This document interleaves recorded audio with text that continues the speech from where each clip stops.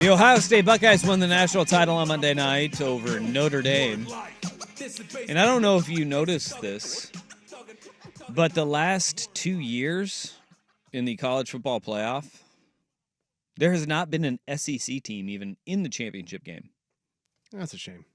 And last year it was Michigan, Washington. This year it's Notre Dame, Ohio State. And the winner of both of those games was the Big Ten team. Michigan in 2024, 2025, it is the Ohio State Buckeyes. And the man who considers himself the most educated football fan in America, though I question that, SEC homer himself, Mr. Paul Feinbaum, was asked by Mike Greenberg on Get Up about the maybe shift in power in the world of college football. Does the Big Ten own college football? The answer, Greeny, is yes. The Big Ten at the moment owns college football, and there's no way you can say it doesn't. When you go back to back, that's generational. In Ohio State's case, they beat 2 SEC schools along the way.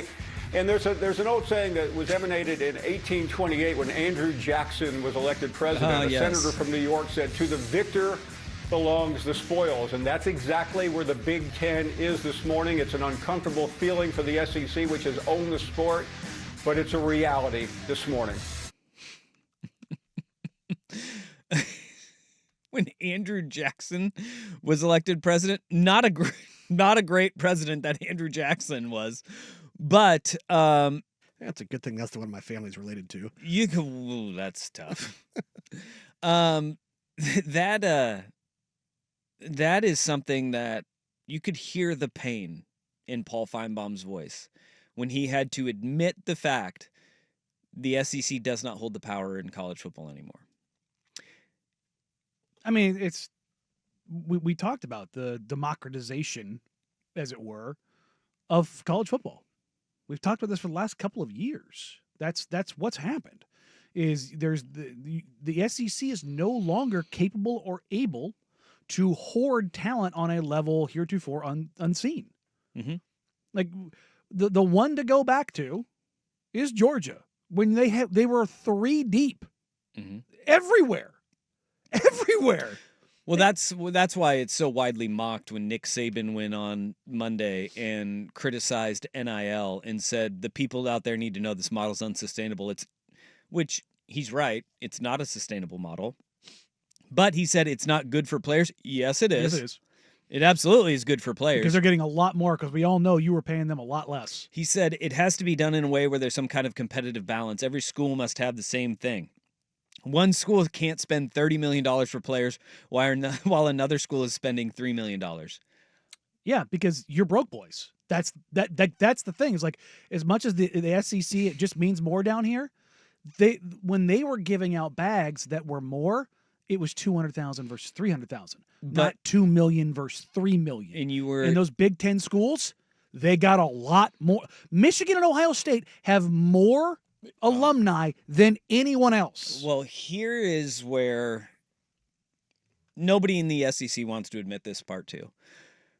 They're saying that they're not fundraising at the level of those other schools at, the $20 million roster at Ohio State.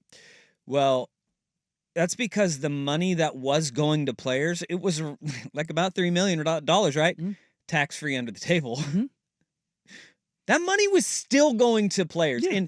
And this is the thing. When Nick Saban says that, it's like, well, you can't be spending, $30 million on a roster for one team and only $3 million on another. What was Nick Saban paid as the head coach at Alabama? Yeah. Was it $15 million a year? Okay. I think it was closer to 11, and then his endorsements and stuff bumped that up, right? No, it was his last year he got 15 because he got matched to the highest contract. You know what, though? Don't you think it's a little unfair, Nick, that Alabama could pay you that salary, but poor little Oregon State, they can't do that to their coach. maybe you should get you're right, Nick. It's not fair to these adults. Yes, you should probably give your money back, Nick. We should have no competitive advantage Oh wait, anywhere. you used it to buy another 16 Cadillac dealerships? Is it a competitive? It's just unfair that Oregon has these great facilities and Mississippi State doesn't. Huh. What is he talking about? Like, this is the whole thing with. There's always been Imbalance. competitive imbalance, whether it was the region that your school was in, whether it was how much your boosters could pay your head coach, whether it was your boosters under the table with the bagmen paying the players, facilities. There's always been a competitive imbalance. And now that the players are getting money is where it's like, whoa, we need to rein this in. No. Don't give me that. There is the haves and the have-nots. Yeah. There always have been the haves The and the problem have-nots. is they've become the have-nots, and they don't like it. No, and that's It's not fun when the rabbit's got the gun. this is always what happens when there is a landscape shift and change. This is what we talk about with power vacuums.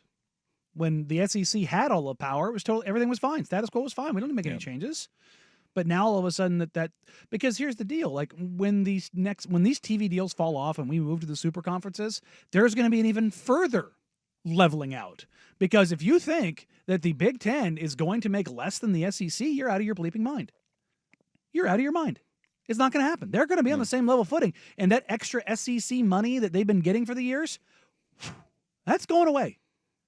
Because they're going to be on the same level. Yeah. Then what do they complain about when that's level 2? Well, there's been a lot that has gone into this, and this has kind of been a dramatic shift with NIL and the transfer portal happening all at once, right? And you're seeing these guys that can go and they can transfer from an SEC school to a Big Ten school and get over that hump immediately. And like Caleb Downs is a great one. That's a guy that Nick Saban recruited to Alabama. It's a guy that Nick Saban gave NIL money to at Alabama. He goes and he's like, I'm out. Deuces. Like, I want to go and win a championship. I'm looking at Alabama. They're going to give me a big chunk of money. It's a team that is ready to win a title. I want to go and I want to do that. And he did, right? Like, there's that aspect of it that a lot of people don't like. And look, with a new coach, I think that changes things. You could throw that all out the window. When you get a new coach in, Sure, yeah. that is so different. Yeah, no, that's an entire. But the hoarding of talent is where a lot of the SEC has come back down to earth. Yes. Because guys are like, I don't really need to stick around home. I can go across the country. Also, and, Quinyon Mitchell, the guy that we're talking about, is so important. What school did he go to? Toledo. What school went after him? Alabama. Okay. Yeah. You can go get the money. You can go get your time. You can still get in the NFL, and you can shine anywhere. For all of the, do you want to come to Alabama and go to the NFL, brother? Scouting's different now. Yeah. If you are one of them boys, you're going to the league. Period. Point blank. And you can get your money. Yeah, but you get the proliferation of talent that just spreads out. When everybody is leaving, you can't stockpile your talent and just say we're going to win. Boom, boom, boom, boom, boom. Like Notre Dame.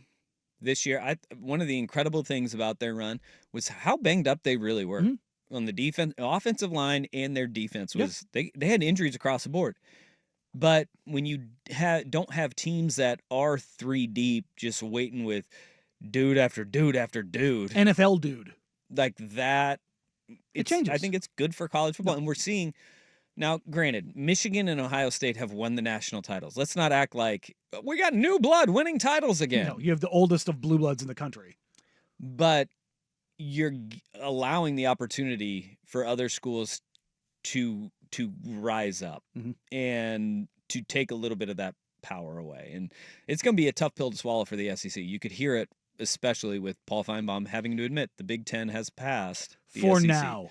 That was the funny part though. Is he made sure he's like for now. Like there's a. Do you want to, the SEC may start pooling their money together in order to like. Hey Dusty, where's Walmart? They're going to be sitting there, Arkansas. Okay. They're going to be like, all right, guys, we need to build a $40 million roster for the betterment of the SEC as a whole. And they're just gonna be like, we're gonna draw straws. Mhm. Then when Vanderbilt gets that winning straw and they get a $40 million roster, it's gonna be amazing. It's gonna be so much fun. But that won't happen. So many goalposts in the river. It's great.